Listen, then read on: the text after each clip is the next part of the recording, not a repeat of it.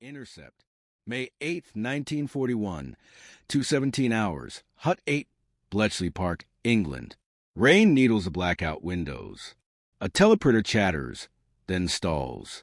Cigarette smoke hangs low, sour and heavy. Somewhere down the corridor, a clock ticks too loudly. Alan Turing leans closer to the paper tape as it creeps forward. Perforated holes glinting under a bare bulb. The machine clacks again, hesitant, like it knows what's at stake. A Royal Navy signal. High frequency. Short bursts. North Atlantic. No one speaks. A wren removes her headphones. Fingers trembling. She doesn't look at Turing. She looks at the message, then at the cipher sheet spread across the table. Creases worn thin by weeks of failure. Outside, a bomber drones eastward, unseen, its engines fading into the night. The Enigma has spoken again. Inside Hut 8, the air is colder than the May rain. Turing straightens, tie crooked, hair already defeated by long hours. He studies the indicators. Rotor settings. Message key. A fragment repeats. Not random. Never random. You can feel it before you understand it. That tightening in the chest, the sense that something irreversible is about to happen. The bomb machines hum in the adjacent room. Cabinets of spinning drums and wiring, rotating with relentless mechanical patience. They have been running all night, chewing through permutations at a speed no human mind could match. Most nights, they find nothing. Most nights end with silence and another convoy lost somewhere between Halifax and Liverpool. Tonight is different. A junior mathematician whispers, "Sir, look at this." A crib has landed. A predictable phrase buried inside the German signal traffic. Weather report wording. Naval routine. The sort of human habit that machines depend on and betray. Turing's pencil scratches hard against paper. He adjusts the logical chain, forces a contradiction, then another. The bomb's rhythm changes. Faster, louder. A click echoes through the room. Stopped. For a moment, no one breathes. A wren moves to the output tray. Hand steady now. She lifts the sheet. Letters spill across the page. Not nonsense. Not chaos. German. Plain. Structured. Alive. Coordinates. Kurs. Geschwindigkeit. U-boat Wolfpack positions. Transmitted hours ago. Still valid. Still deadly. In that instant, the war shifts, though no one yet dares to say it. Because if this is real, if the cipher has finally cracked in time, then the Atlantic is about to answer. And somewhere out there, steel hulls are already turning toward their prey. Reading the enemy. The paper trembles as it's carried down the corridor. Boots strike concrete. A door opens, closes. Another clock. Louder now. The translation table fills fast. German naval shorthand unraveling into intent. Kursenderung. Angriff Bay Morgengrauen. A coordinated strike.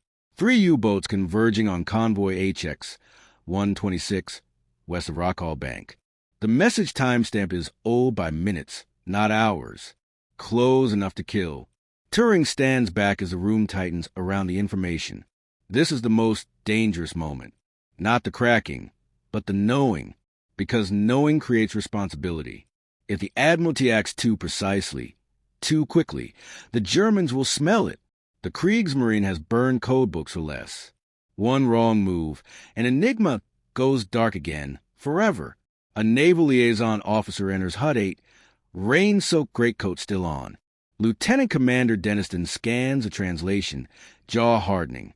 "How certain?" he asks. Turing doesn't look up. Certain enough to damn us if we're careless. A second signal comes through, then a third. The flow accelerates. Bearings, depths, fuel states. The U-boats are hungry. They've been stalking this convoy for days, watching silhouettes rise and fall on the Atlantic swell. You can almost see it. The gray horizon, the merchantmen plowing forward blind, crews unaware that death is already pacing them beneath the waves. Maps are unrolled. Greased pencils mark positions. The Atlantic suddenly shrinks from an ocean to a chessboard. At Admiralty headquarters in London, phones ring behind locked doors. Orders are drafted in careful language. Routine patrol adjustments, air cover extensions, nothing that screams foreknowledge. A Sunderland flying boat is coincidentally rerouted. An escort destroyer receives a vague warning about increased submarine probability. The signals leave Bletchley without fingerprints. Back in Hut 8, the team keeps reading. Every decoded message deepens the danger and the opportunity. They learn which U-boats are low on torpedoes, which captains are aggressive, which ones hesitate. Patterns emerge. Personalities surface from the static. The enemy is no longer faceless. Turing watches the wall clock creep forward. If the convoy survives the night, it will be the first time intelligence, not luck, has beaten the wolf pack in real time. But there's a problem. A final intercept comes in, sharper than the rest. Short, urgent, a course correction. The U-boats are changing position, unpredictably. Someone out there has sensed something. And if the Germans alter their procedure even slightly, all of this, every decoded word, every saved ship, could vanish before dawn. The Atlantic holds its breath. The sea does not care about codes. It heaves and rolls under a moonless sky, black water folding over black water, as convoy HX 126 pushes east. 40 merchant ships. Steel, fuel, food, men. No escorts close enough to matter, at least not yet. On the bridge or freighter, a watch officer squints into the darkness. No radar. No sonar worth trusting. Just instinct and a constant fear of what lies beneath. 200 miles away, at Bletchley Park, the room smells of hot wiring and stale tea. The decoded messages keep coming, but now they're fragmented, shortened, less predictable. The U-boats are tightening their net faster than expected. Turing traces a finger along the map. They're coordinating visually, he says quietly. Surface running. Night attack. Which means speed. Which means there is no margin left. At Coastal Command, air crews are woken without explanation. Engines are primed. A Sunderland lifts off into low cloud, its hull shuddering as it clears the water. The order is simple. Patrol, observe, report. If you see anything, act like you always would. Nothing must look intentional. Out on the Atlantic, a lookout shouts. A shape, a wake, then another. Flares burst into white fire, freezing the sea in stark relief. For a heartbeat, everything is visible. Conning towers, deck, guns, men scrambling. The first torpedo misses by meters. Then the sky explodes. Depth charges roll from an escort that should not have been there yet. A coincidence. A miracle.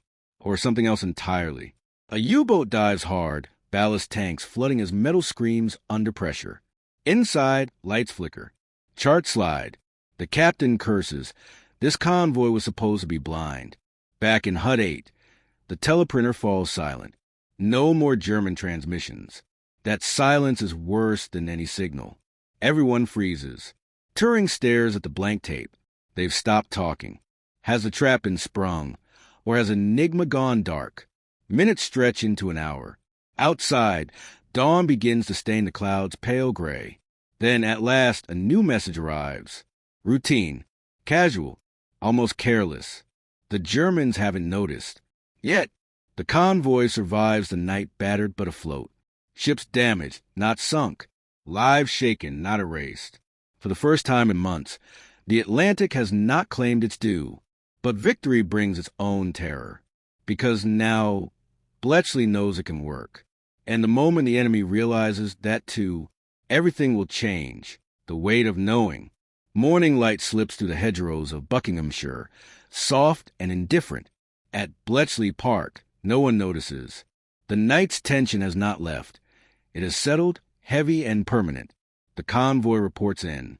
Damaged vessels. Minor losses. Survivors picked up. Cargo intact. It is the first confirmation. Not theory. Not probability. Proof. A single decoded night of Enigma traffic has altered the course of steel, fuel, and lives across the Atlantic. No cheers. No smiles. Only silence. Because success changes the rules. Turing sits alone for a moment, hands clasped, eyes unfocused. He understands what this means better than anyone in the room. The enemy will adapt. They always do. Procedures will change. Rotors will shift. Keys will be burned. And when that happens, Every day of advantage will have to be paid for in sleepless nights and new machines. The war inside WWII has just escalated.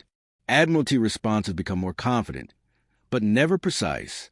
Convoys are diverted just enough. Escorts appear just in time. U-boats begin to vanish from the maps, one by one, their last positions marked with greased pencil crosses. German commanders grow uneasy. Reports of unusual Allied reactions circulate. Some suspect chants. Others suspect treachery. None yet dare speak the word compromise. At Bletchley, a rule is spoken aloud for the first time. Not every ship can be saved. It lands like a blow. Some convoys must still die to protect the secret. Some men will be sacrificed to preserve the illusion of ignorance. Intelligence officers argue. Naval men rage. Mathematicians stare at the floor. Turing says nothing. He knows the arithmetic of war is cruel and exact. The bomb machines multiply. WWII expands. New faces arrive, sworn to secrecy they barely understand. Messages pile up faster than they can be read. The Atlantic is still a killing ground, but now it is a field where the Allies can choose where to bleed. Late that evening, another intercept arrives. Not tactical, personal.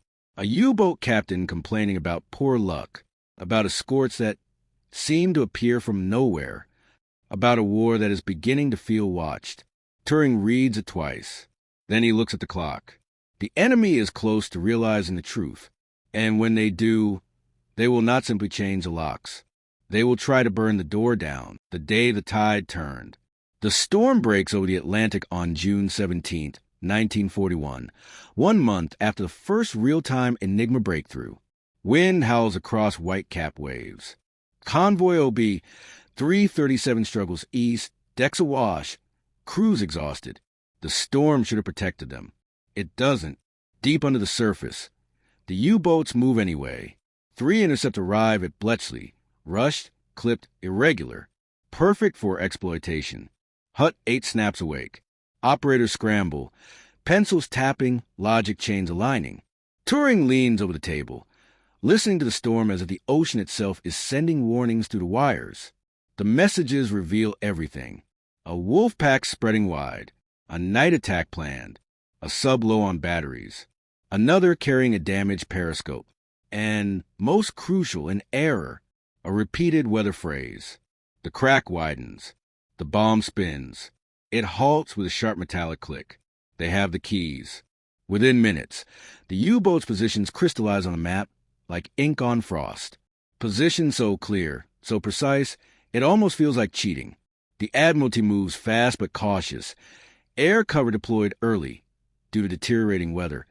Escorts shifted subtly to cut the wolves off. Out on the sea, the German captains sense nothing. Rain blinds their optics. Winds drown their hydrophones. Then, hell erupts.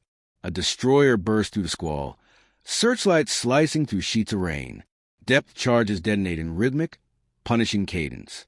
A U-boat tries to dive too steeply. Its hull cracks under pressure, alarms screaming. A second boat surfaces in panic. Men scrambling into the storm as the escort closes in. Flares ignite the sky. The sea turns white with foam and fire. The attack is over before the Germans understand how completely they've been outmaneuvered. At Bletchley,